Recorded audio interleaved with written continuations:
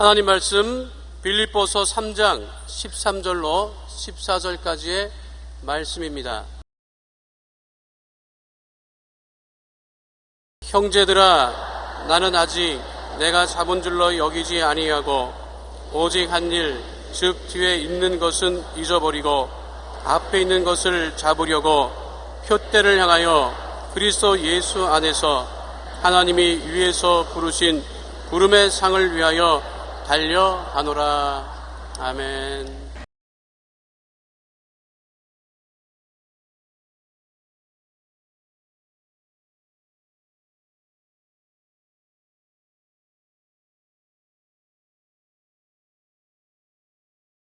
오늘 저는 여러분과 함께 삶의 표대와 인생이라는 제목으로 은혜를 나누겠습니다. 우리들은 삶을 성공시킬 여러 가지 계획이나 프로그램을 세우고 훈련도 하고 열심히 노력도 합니다. 얼마간 성공하기도 하고 실패도 하며 만족할 때도 있고 낙심할 때도 많이 있습니다. 그러나 항상 마음에 무언가 탁 트이지 않은 기분이 있고 무언가 안개 낀 것처럼 마음이 늘 불안합니다. 그 이유는 인생 전체를 관통하여 이끌어가고 삶에 불을 붙이는 삶의 목표와 꿈이 없기 때문인 것입니다. 일본 작가 미네노 다스히로가 쓴 인생은 아름다워라는 책에는 이런 내용이 있습니다.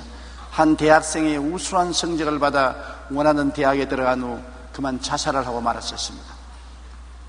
비통하게 느낀 부모들이 애통하고 그 아들을 장례 지내고 난 다음에 아들의 일기장을 들췄습니다.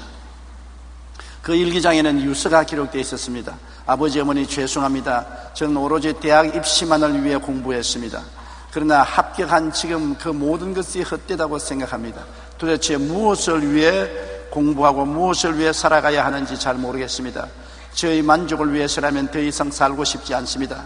작가는 이 이야기를 통해 우리가 날마다 어떤 가치와 목적을 향해 살아가야 하는가를 본질적인 질문을 질문하고 있습니다. 맞습니다.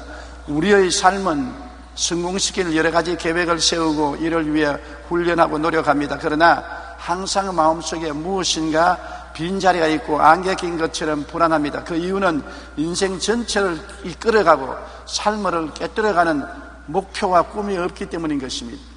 우리 일생을 살아갈 수 있는 목표와 꿈이 우리 마음속에 있어야 되는 것입니다. 사도 바울 선생은 일관된 삶의 목표를 가지고 있었습니다. 그는 그냥 막연하게 예수 그리스도의 복음만 전하는 사람이 아니었습니다. 일평생에 그가 뛰어갈 수 있는 목표를 분명히 마음속에 가지고 있었습니다. 빌립보서 3장 13절로 14절에 형제들아, 나는 아직 내가 잡은 것 줄로 여기지 아니하고 오직 한 일, 즉 뒤에 있는 것은 잊어버리고 앞에 있는 것을 잡으려고 표대를 향하여 그리스도 예수 안에서 하나님이 위에서 부르신 부르심의 상을 위하여 달려가노라. 뒤에 있는 것은 잊어버리고 만다는 것입니다. 뒤에 있는 것을 자꾸 거창스럽게 돌아보면 거기에 잡히고 걸리게 되는 것입니다.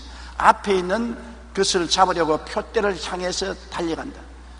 그는 표대가 분명히 있기 때문에 동서남북 온갖 데 마음을 흩뜨리는 것이 생길지라도 거기에 끌리지 아니하고 표대를 향하여 달려갔습니다. 그 표대가 무엇입니까? 그리스도 예수 안에서 하나님이 위에서 부름의 상이 바로 그 표대인 것입니다.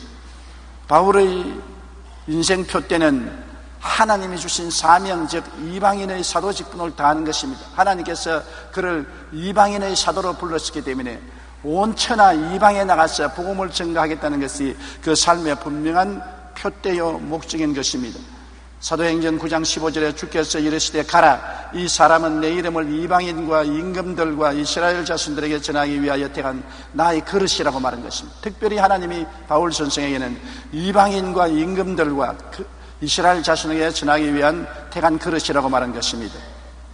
그리고 그는 하나님께 칭찬받고 상 받기를 원했습니다. 잘했다고 칭찬받고 하나님이 상 주시는 훌륭한 전도자가 되기를 원한 것입니다. 고린도전서 9장 24절에 운동장에서 다름질하는 자들이 다 달릴지라도 오직 상을 받는 사람은 한 사람인 줄을 너희가 알지 못하느냐. 너희도 상을 받도록 이와 같이 다름질하라. 다 같은 사람들이 운동장에서 뛰지 않아요. 그러나 1등하는 사람이 상을 얻는 것처럼 일심으로 앞을 보고 내어 달려야 1등을 하지 뒤를 돌아보면 1등을 못합니다. 저는 옛날에 800m 선수여서 언제나 경기가 있으면 선수로 나갔습니다. 그런데 한 번은 800m를 뛰는데 제가 제일 1등을 달려가다가 마음에 교만한 생각이 생겼습니다. 아무도 나를 따라오지 못하지 하고 뒤를 돌아보는 틈에 사람들이 다 내 앞으로 가버리고 말았었어요. 뒤를 돌아보다가 상을 잃어버리고 말하는 것입니다. 사람은 한결같이 한 목표를 향해서 뛰어야지 뒤를 살피고 좌우를 살피면은 노력이 상실되고 도보가 낮아지고 승리를 잃어버리고 말게 되는 것입니다. 방향이 문제인 것입니다. 여러분 인생을 사는데 올바른 방향을 꽉 잡아야 돼요. 유명한 아인슈타인이 뉴욕에서 기차를 타고 어디론가 가고 있었는데 잠시 후 승무원이 승객의 표를 조사를 합니다. 표를 줬는데 아인슈타인 박사편에 오니까 뭐 표를 뽑겠도 해차고 안 뽑겠도 해차고 밑보기도 해차고 표가 있어야 말이겠죠. 승무원이 아인슈타인 박사님, 저는 당신을 잘 압니다. 속이고 탈 분이 아니신 것을 아는데 표를 못 찾는가 보니 내가 받은 줄 알고 그냥 지나가겠습니다. 고맙네. 그리고 그 승무원이 지나가서 전부 표를 거두고 30분 만에 돌아오는데 지금도 또 표 찾는다고 야단이거든. 자리 밑을 들여다보고 포켓돈을 들여다보고 아이고 표 받은 줄로 생각하고요 제가 지나가겠다고 했는데 왜 지금도 표를 찾습니까? 아니 그게 아니에요. 그게 뭡니까? 표에 내가 내릴 역이 기록되어 있는데 내가 어느 내리는지 지금 알 수가 없어가지고서 표를 찾고 있습니다. 기차를 타기는 탔는데 어느 역에 내리는지 방향을 알지 못하면 큰일 아닌 것입니까? 우리 인생이 살기는 사는데 어디에 가며 어느 곳에 무엇을 하는지를 분명히 알지 못하고 방황을 하면은 우리 인생은 실패하고 마는 것입니다. 많은 사람들이 무엇인가 열심히 합니다. 문제는 가야 할 장소를 알지 못하는 것입니다. 바울 선생은 표대를 향하여 그리스도 예수 안에서 하나님이 위해서 부르신 부르심의 상을 위하여 달려간다고 말하는 것입니다. 우리는 삶의 표대를 확실히 알아야 되는 것입니다. 나는 무엇을 향해서 달려가느냐? 오늘 여러분은 무엇을 향해서 달려가는 것입니까? 아침에 일어나서 세수하고 옷 갈아입고 밥 잡수 쓰고 출발해서 인생을 출하는 매일매일의 생활을 합니다. 그러나 그 생활 전체를 꿰뚫어 이끌어가는 삶의 목표가 무슨 것입니까? 그냥 사는 것입니까? 먹고 자고 깨다가 죽는 것입니까? 적은 일이든 큰 일이든 나의 삶에 목표를 두고 뛰어야 나중에 후회함이 없는 인생을 살게 되는 것입니다.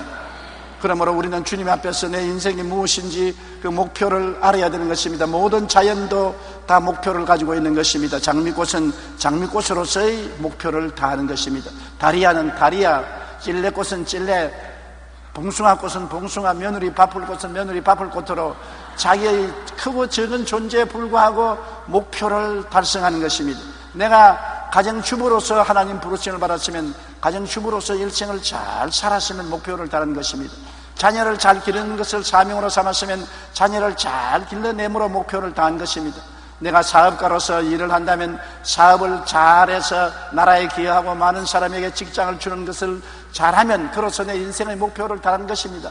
크고 적은 목표가 문제가 아닌 것입니다. 하나님이 나에게 해당해서 하라고 주신 일을 끝까지 잘 성취하여 좌왕무양하지 않고 달성하는 것이 하나님의 뜻인 것입니다. 우리가 목표를 향해서 달려가면 수많은 어려움이 다가오는 것입니다.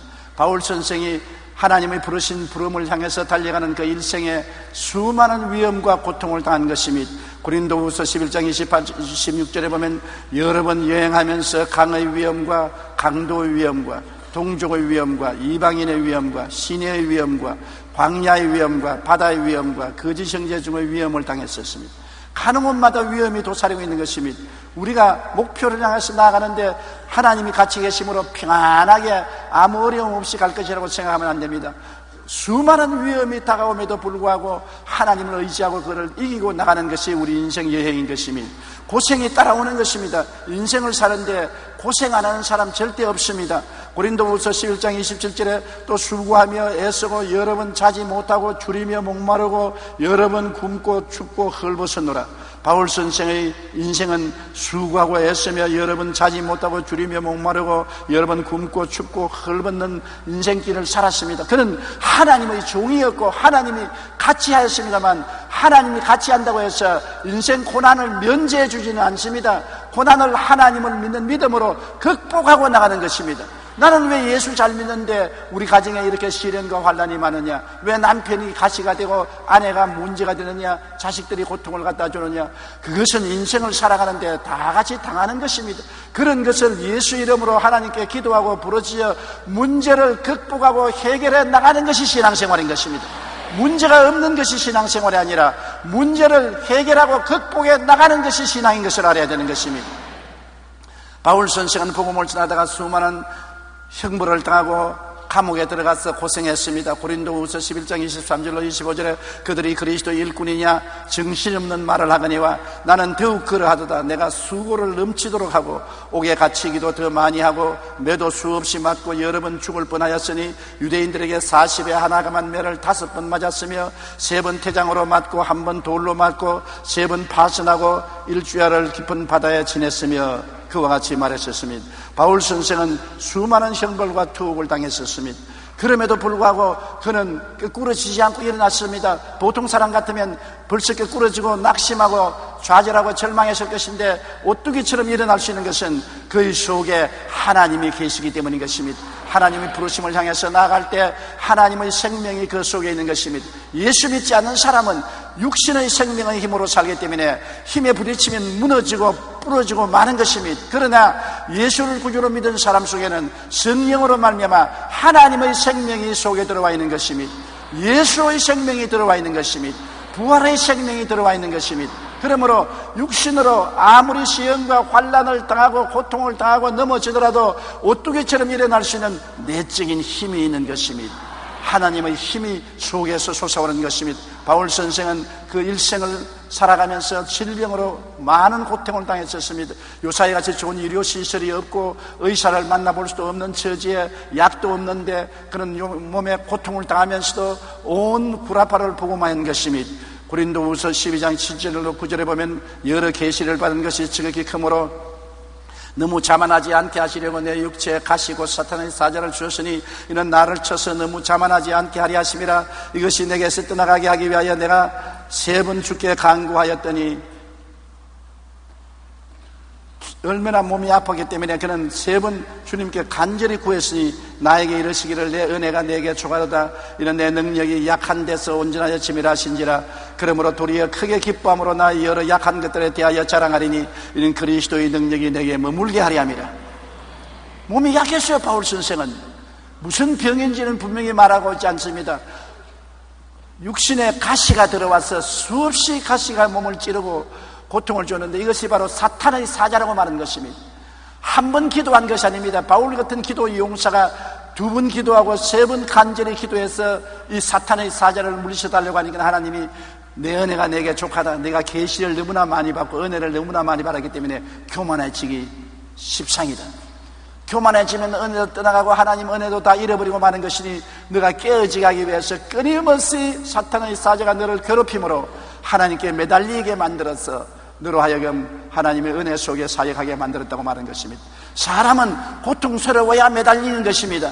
여러분 편안하고 등 따쓰고 배부르면 기도하지 않습니다. 무슨 말을 해도 등 따쓰고 배부르면 기도 안 해요. 고통스러우면 주야로 기도하는 것입니다. 고통이 적으면 적게 기도하고 많으면 많이 기도하고 고통이 크면 금식하고 철야하며 기도원에 가서 부르짖게 되는 것입니다. 인간의 기도는 자기의 고통에 정비해야 하는 것입니다. 그렇기 때문에 우리 인생 생활에 완전히 고통이 없는 삶을 하나님이 허락하지 않은 것은 신앙을 잃어버리기 때문인 것입니다. 여러분의 신앙에 불이 붙어있기 위해서는 기도해야 되고 기도는 괴로워야 기도하지 편안하면 기도를 안 하기 때문인 것입니다. 아무 일도 없는데 열심히 신앙을 가지고 하나님께 헌신한 사람 보았습니까? 없습니다. 좋은 일이 생기면 타락하지요. 제가 50년 목회하면서 수많은 사람하고 카운셀링 했습니다. 병들고 고통스럽고 괴로울 때는 하나님이 이 병만 고쳐주시고 이 문제만 해결해 주시면 새벽 기도도 열심히 하고 주일날도 열심히 나오고 철야 기도도 하고 하나님께 축복 충성을 다하겠습니다. 그런 말 수없이 들었습니다. 하나님이 응답해 주고 난 다음에 건강을 회복하고 문제가 해결되고 난 다음 그만 게을러져서 교회도 안 나오고 시름시름 세상을 향해서 나갈 때 제가 붙들고 카운셀링 한 적이 한두 번이 아닙니다. 그럴 때마다 하는 말이 병 나았는데 뭐라고 교회 나갑니까? 문제 다 해결되었는데 뭐 열심히 해야 되는 것입니까? 벌써 게을러지는 것입니다. 우리는 하나님께 바울 선생처럼 고통이 있는 것을 감사해야 되는 것입니다. 괴롭기 때문에 기도할 수 있고 고통스럽기 때문에 하나님을 찾고 하나님의 은혜를 받게 되는 것입니다. 육신은 괴로워도 영적으로는 축복을 받고 영적으로 부흥하고 발전하게 되므로 감사해야 되는 것입니다. 그러므로 인생을 살면서 육신에 질병이 없는 것이 아니라 질병이 늘 다가오더라도 그를 기도하고 믿음으로 극복할 수 있게 되는 것이 우리 예수 믿는 사람인 것입니다. 믿지 않는 사람은 극복을 못합니다. 그러나 우리는 예수 이름으로 기도해서 극복할 수 있는 하나님의 힘이 우리에게 주어지는 것입니다. 하나님의 은혜가 우리에게 임하여 우리는 넉넉히 이기는 것입니다. 환난이나 공고나 적신이나 위험이나 기근이나 칼이냐 이 모든 일로 이래 우리를 사랑하시는 이로 말미암아 우리는 넉넉히 이긴다고 말씀하고 있는 것입니다. 여러분은 이깁니다. 어떠한 일이 다가와도 이긴다는 것을 잊지 마시기 바랍니다. 이길 수 있는 힘이 여러분 속에 주어져 있는 것입니다. 여러분 눈에는 안 보이지만 고난이 다가오면 이길 수 있는 힘이 속에서 넘쳐나는 것입니다. 바울 선생은 그리스도의 복음을 위해서 최후로 순교를 당했은 것입니다. 디모데후서 4장 6절로 8절에 그는 전제와 같이 내가 벌써 부어지고 나의 떠날 기약이 가까워왔도다. 나는 선한 싸움을 싸우고 나의 달려갈 길을 마치고 믿음을 지켰으니 이제 후로는 나를 위하여 의의 면류관이 예비되었으므로 주 곧 의로우신 재판장이 그날에 내게 주실 것이며 내게만 아니라 주의 나타나심을 사모하는 모든 자에게니라고 말한 것입니다. 여러분, 바울 선생은 일생을 수많은 고통을 당하고 나중에는 순교의 제물이 되었지만은 그는 목표를 달성시킨 것입니다. 온 이방의 복음을 전가하는 목표를 달한 것입니다. 그는 예루살렘에서 이루르건까지 편만하게 복음을 전하였다고 말한 것입니다. 하나님의 부르신 소명을 따라 목표를 향해서 달려가는데 끝없는 난관과 고통이 다가왔으나 이를 다 극복하고 나갈 수 있는 것은 그의 속에 목표가 분명히 있었고 목표를 향해 나갈 때 하나님의 능력을 그 속에 부어주시기 때문인 것입니다. 여러분도 크고 작은 인생의 목표를 향해서 하나님을 섬기면서 나아갈 때 일을 할 수 있는 은혜가 여러분 속에 항상 있다는 것을 잊지 말아주시기를 바랍니다. 존 번연은 시험과 고난은 우리로 하여금 하나님을 찾게 한다고 말했습니다. 마르틴 루터는 시련이 없고 모든 것이 순조로울 때가 가장 위험한 시련이다. 왜냐하면 그때 인간은 하나님을 망각하고 유혹을 받게 되기 때문이라고 말한 것입니다. 사도 바울은 수많은 위험에 처하고 고생하며 수많은 형벌과 투옥, 시련을 견디며 오직 하나님만 바라보고 주신 사명을 이루기 위해 최선을 다해서 뛰어갈 수가 있었던 것입니다. 여러분, 저도 이제 50년 목회 생활을 끝내고 은퇴를 하려고 하고 있습니다.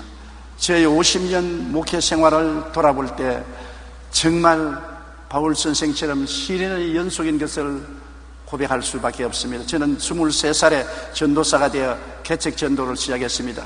그때 저희 마음속에는 비장한 각오와 결심이 있었습니다. 목표가 있었습니다. 뭐냐? 나는 유수한 교회를 세우겠다. 세계 역사에 남는 교회를 세우겠다. 그리고 빌리그람과 같이 온 천하 만국에 다니면서 복음을 전하겠다. 두 가지 구름기둥과 불기둥 같은 인생의 목표를 분명하게 정했습니다. 많은 나의 동기 동창들은 그런 꿈이 없었어요. 그냥 남의 교회 가서 목회하든지 적당하게 교회를 개척하면서 살아가야 되겠다고 생각하는 사람이 많았습니다만 저는 마음속에 불타는 꿈이 있었습니다. 구름기둥과 불기둥같이 내 마음속에 타올랐습니다. 유수한 교회를 세운, 역사에 남는 교회를 세우고 온 천하에 다니며 복음을 전가하겠다. 그러한 비장한 결심을 마음속에 했습니다. 그러나 그것이 그렇게 하루아침에 이루어지는 문제가 아니었었습니다. 목회를 시작하고 난 다음 제가 경험해보니 그렇지가 않아요. 내 앞을 막는 태산이 너무나 많았습니다. 저는 육체의 병약한 몸이 큰 고통이 되었습니다.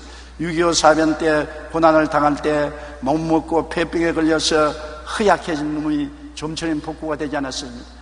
17살에 폐병에 걸려서 후사일생으로 살아났기 때문에 그 이후로부터 허약한 체질이 보강되지 않아서 항상 몸이 허약하고 연약했었습니다. 지긋지긋한 심장병으로 고생했습니다. 심장이 한번 뛰기 시작하면 200분 이상 뛰며 주저앉아야 되는 것입니다. 들어누워서 있으면 죽음의 불길이 발끝에서 머리까지 오락내락 했었습니다. 한번 들어누우면 3시간씩 들어누워서 꼼짝을 못하고 있었습니다. 심장병으로 언제 죽을지 모르는 그러한 고통 속에서 우리 최자실 목사님이 늘 기도할 때 조용기 전도사에게 강철 같은 심장을 달라고 그렇게 늘 부르짖었습니다. 평생을 심장의 고통으로 고생한 것이 기억이 나는 것입니다. 그리고 출혈성 치질과 빈혈로 고생했습니다. 얼마나 피를 많이 흘렸던지 화장실이 피투성이가 될 때가 많았었습니다. 그래서 빈혈로서 늘 어지러워서 고통을 당하는 일생의 괴로움을 겪은 것입니다. 극도의 어지럼증과 육신의 허약으로 1964년 서대문 교회 때 쓰러진 이후로 더욱 악화되어 내일을 계약할 수 없어서 언제나 유언장을 적어서 포켓도에 넣고 살았었던 것입니다. 거기에다가 뼈저린 가난으로 말미암아 하루에 3끼를 먹지를 못했습니다. 못 먹으니까 영양실조가 걸리고 뼈와 살만 붙어서 살았었습니다.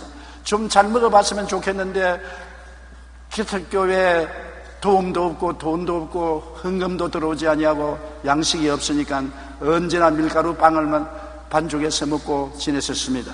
그리고 도와줄 배경이 없는 슬픔이 괴로웠었습니다. 요사이는 모교회도 있고 총회도 있고 선교부도 있어서 도움의 손을 내밀을 수 있지만 제가 개척할 당시에는 아무도 도와주는 사람 없고 아무도 의지할 곳이 없고 오직 하나님밖에 바랄 수가 없어서 주야로 하나님께 하루에 5시간 이상씩 부르짖어 기도하고 주님의 도움을 바랄 수밖에 없는 것입니다. 그런데다가 성령 운동을 하니까 지금은 그렇지 않지만 그때는 이단이다 사설이다 해서 엄청난 대내적인 비난과 공격을 받아서 완전히 미친 사람 취급을 받았었습니다. 그러나 시편 23편 4절로 5절이 저희 마음속에 크나큰 위로가 되었습니다. 내가 사망의 음침한 골짜기로 다닐지라도 해를 두려워하지 않을 것은 주께서 나와 함께 하심이라. 주의 지팡이와 막대기가 나를 아니하시나이다. 주께서 내 원수의 목전에서 내게 상을 베푸시고 기름으로 내 머리에 바르셨으니 내 잔이 넘치나이다. 나의 평생에 주의 선하심과 인자심이 정녕 나를 따르니 내가 야훼의 집에 영원히 거하리로다. 이 말씀을 붙잡고 핍박과 환난을 견뎌낸 것입니다. 저희 마음속에 못 말릴 인생의 2가지 목표가 있었기 때문인 것입니다. 저는 늘 말했습니다. 주님, 살든지 죽든지 흥하든지 망하든지 성하든지 쇠하든지 이 길을 따라갑니다. 따라가다가 죽으면 죽겠습니다. 한국과 세계를 품에 품고 나는 살겠습니다. 유수한 교회가 세워지고 온 천하 만국에 나가서 복음을 전가하는 그날까지 죽도록 뛰겠습니다. 저는 그래서 경험한 것이 있습니다. 수없이 낙심되고 고통스럽고 거꾸로지고 괴로워지고 드러눕고 그렇게 할지라도 내 속에 이것을 이길 수 있는 힘을 늘 주시더라는 것입니다. 내 은혜가 내게 족하도다. 주님께서 은혜를 주셔서 그 은혜로 말미암아 운명과 환경을 극복할 수가 있었던 것입니다. 여러분, 고난을 당할 때 환경을 바라보지 말고 속을 바라보십시오. 속에 계신 예수 그리스도가 은혜의 능력과 힘이 되어 주시는 것입니다. 예수님께서 넉넉히 극복하여 이길 수가 있은 것입니다. 절대로 이 시련과 고난을 이길 수가 없다고 생각될 때도 예수님께서 기도할 때 속에서 능력으로 일어나서 붙들어 주시고 이길 수가 있게 만들어 주신 것입니다. 여러분, 우리는 이기기 위해서 부름을 받고 이기기 위해서 태어난 사람들인 것입니다. 우리는 지지 않습니다. 우리는 이깁니다. 우리는 도움이 없는 것이 아닙니다. 눈에 보이지 않는 우리 돕는 자가 우리 속에 와서 계신 것입니다. 하나님 성령께서 여러분과 나와 항상 같이 계심으로 어떠한 사람의 세력도 이길 수가 있는 것입니다. 시편 81편 10절에 내 입을 크게 열라 내가 채우리라. 우리가 믿음으로 주님께 입을 열면 주께서 능력과 은혜로 채워주시는 것입니다. 우리는 온 천하에 다니며 만민에게 복음을 전파하는 뜻을 또해 무엇을 하든지 복음을 전가하는 일을 할 때 주님께서 우리를 버리지 아니하고 떠나지 아니하시는 것입니다. 여러분, 우리의 삶을 후회 없이 살기 위해서는 일생을 꿰뚫는 목표와 꿈을 품어야 되는 것입니다. 내가 잘못 살았다고 후회하면 얼마나 안타깝습니까? 내가 마지막 숨을 거두는 그 시간에 내 인생은 헛되게 살았다, 잘못 살았다, 탄식하면 어떤 때가 늦고 마는 것입니다. 인생을 후회 없이 살기 위해서는 내가 목표를 향해서 끝까지 뛰었으면 나는 목표를 향해서 뛰다가 인생을 끝마쳤다 후회하지 않는다. 하나님의 뜻을 따라 살다가 가니 후회하지 않는다. 후회하지 않은 인생을 사는 것이 참 좋은 것입니다. 저는 50년의 목회 생활을 뒤돌아볼 때 후회하지 않습니다. 불광동에서 1958년 천막을 치고 가만히 깔고 개척하기 시작해서 서대문으로 오고 여의도로 오고 온 천하 만국에 다니면서 복음을 전가한 과거의 삶을 후회하지 않습니다. 후회하면 얼마나 원통하고 탄식스럽습니까? 나는 최선을 다했다고 말할 수가 있는 것입니다. 내 마음을 다하고 뜻을 다하고 정성을 다하고 목숨을 다하여 뛸 대로 뛰었다. 더 이상 잘할 수도 없고 더 이하로 못할 수도 없다. 후회할 것이 없다. 왜? 목표가 있었기 때문에 후회하지 않은 것입니다. 교회를 개척하고 천하 만국의 복음을 전가하겠다는 목표를 가지고 있었기 때문인 것입니다. 여러분도 목표를 분명히 하십시오. 그러면 그 목표를 향해서 뛰다가 언제 주님의 부르심을 받더라도 후회하지 않은 인생을 살게 되는 것입니다. 일생을 꿰뚫는 목표와 꿈을 품으십시오. 왜 내가 세상에 태어났습니까? 지극히 작은 삶의 꿈도 목표도 상관없습니다. 하나님을 섬기는 사명이면 무엇인지 오케이입니다. 내가 주부로서의 하나님을 섬기고 내가 가장으로서 하나님을 섬기고 사회인으로서 하나님을 섬기고 직장인으로서 하나님을 섬기고 사업가로서 하나님을 섬기고 무엇인지 일생을 꿰뚫러 예수 그리스도의 복음을 섬기고 아버지를 섬기는 삶을 살았다면 여러분의 인생은 가치 있는 삶을 살은 것입니다. 그땐 쾌락을 위해서 살고 부귀영화를 위해서 살았다면 이는 세월이 흘러감과 함께 다 사라지고 말 것입니다. 인생이 풍전등화와 같지 않습니까? 내 인생이 불에 꺼질 때 내가 가진 것이 무슨 소용이 있는 것입니까? 내가 누구를 믿고 누구를 섬겼는가가 영원히 남게 되는 것입니다. 빌립보서 2장 13절에 너희 안에서 행하시는 일은 하나님이시니 자기의 기쁘신 뜻을 위하여 너희에게 소원을 두고 행하게 하심이라. 하나님이 내 마음속에 하나님을 섬기겠다는 뜨거운 소원을 주시고 그 소원을 따라서 살았다면 후회함이 없는 인생을 살게 되는 것입니다.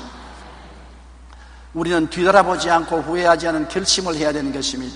뒤에 자꾸 돌아보고 뒷일을 생각하지 말고 지나간 인생은 되돌릴 수가 없습니다. 내가 울어도 못하고 힘쓰도 못하고 애써도 못합니다. 지나간 것은 지나가 버린 거예요. 지나간 것을 자꾸 돌아보지 말고 새로운 삶의 길을 결심하는 것입니다. 지금이라도 늦지 않은 것입니다. 내가 헛된 인생을 살았으면 지금이라도 늦지 않습니다. 회개하고 예수를 구주로 모셨으면 지금부터라도 우리 가정에서 내 생활에서 그리스도의 영광을 위해서 살겠다는 목표를 결정하시기를 바라는 것입니다.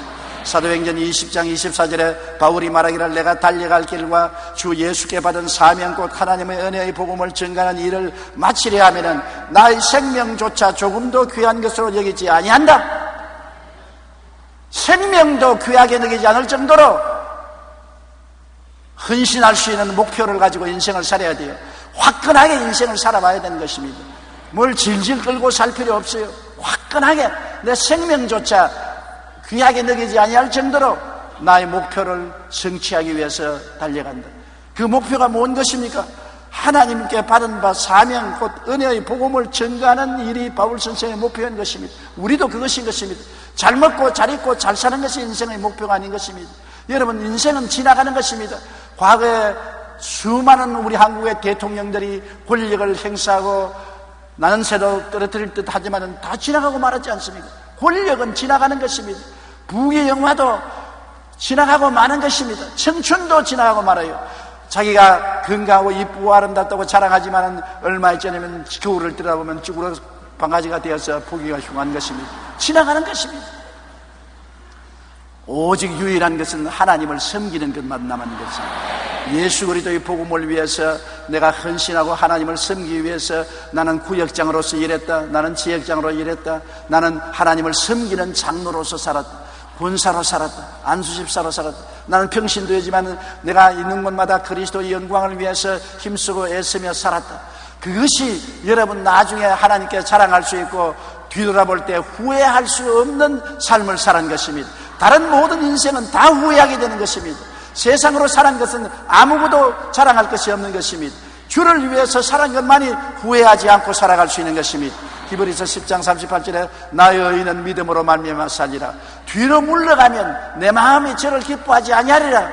뒤로 물러가서 침륜에 빠지지 말고 앞으로 예수 그리스도의 영광을 위해서 표대를 향하여 달려가는 삶을 살아야 되는 것입니다.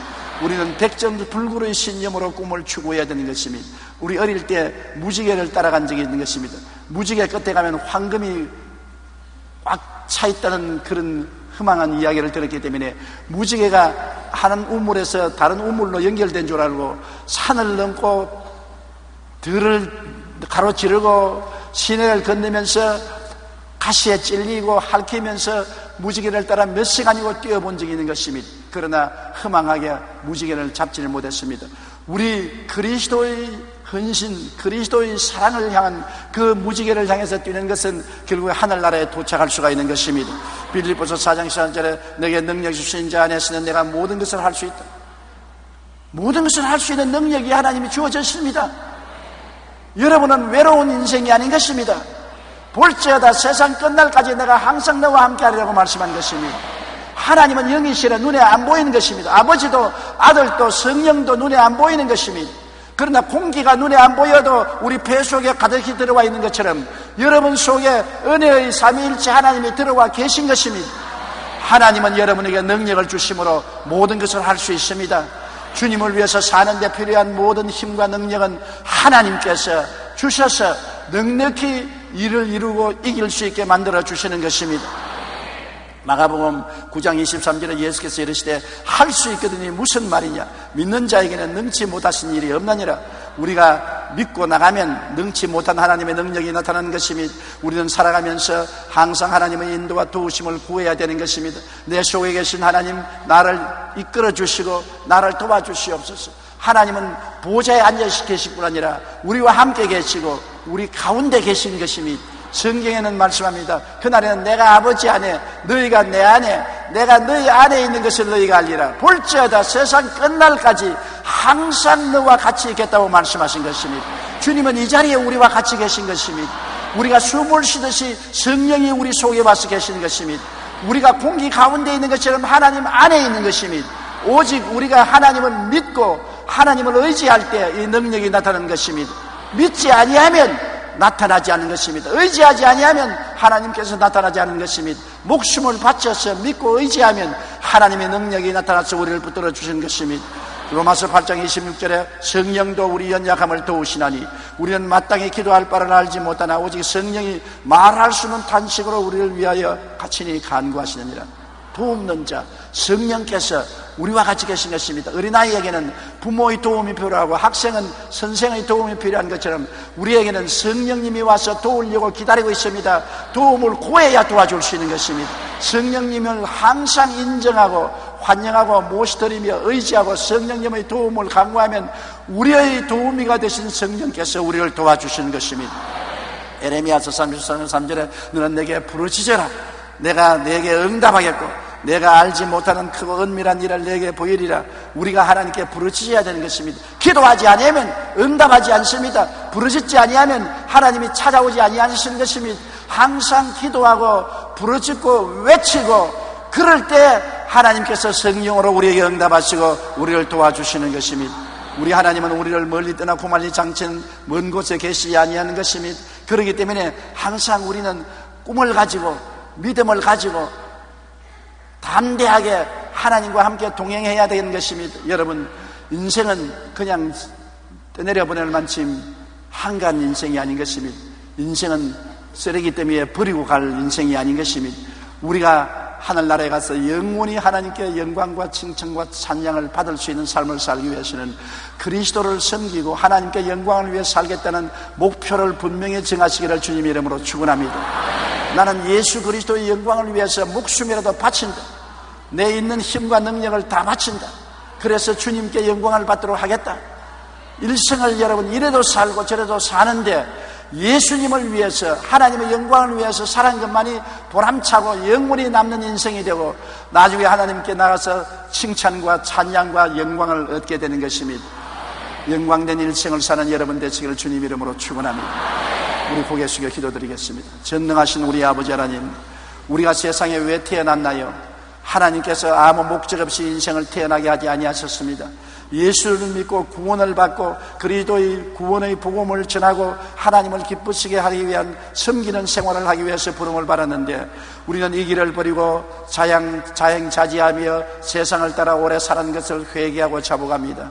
잘못된 삶을 청산하고 길이요 진리요 생명이신 예수님을 구주로 모시고 하나님을 섬기는 삶에 들어왔습니다. 성령께서 우리와 같이 하셔서 만난을 이길 수 있는 능력을 주시고 은혜를 주시고, 그 은혜를 의지해서 열매 맺는 삶을 살게 도와주시옵소서. 기적적인 인생을 살게 도와주시옵시고 승리의 삶을 살게 축복하여 주시옵소서. 예수님 이름으로 기도드리옵나이다. 아멘.